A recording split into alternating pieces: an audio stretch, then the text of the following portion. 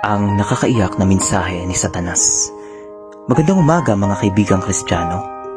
Ako nga pala si Satanas, ang inyong matalik na kaaway.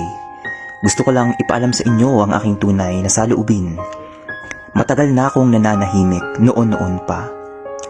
Kaya't ngayon maririnig nyo na ang aking panig.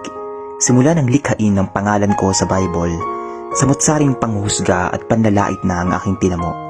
Bagamat ang aking pagkatao ay may influence sa isang historical event, hindi naman talaga ako tunay o totoo. Masakit sa akin na lagi na lang nyo akong sinisisi sa tuwing may kalamidad sa kuna at paghihirap. Nasanay na kayong ibunton sa akin ng mga bintang kahit wala naman kayong ebidensya. Nakakasigurado ako sa tuwing may Bible study kayo pagtitipon, iniiwasan ng mga pastoro pari nyo ang pagbasa sa madudugong kaganapan sa Bible na sangkot si Yahweh, gaya ng sa hukom at Deuteronomio, para lumabas na kaibait ng Diyos nyo. Sino bang pumatay ng marami sa Biblia? Sino bang pumatay ng mga inosente, mga pumatay ng mga batang paslit, pumatay at nagpadala ng mga salot sakit? Sino bang nagpapahintulot ng aking mga kilos?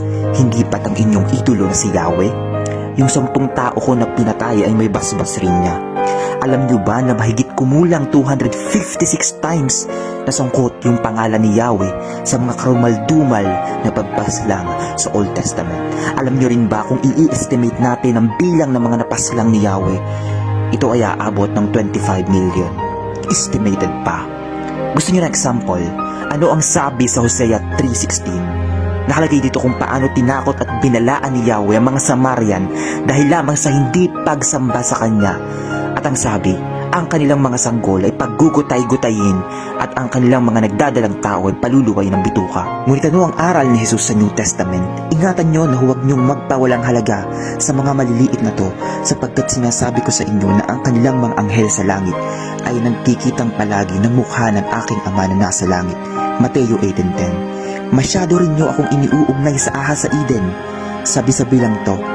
Si Justin Martyr lang yung unang nagsabi na ako yon kahit wala naman yung pangalan ko sa Book of Genesis.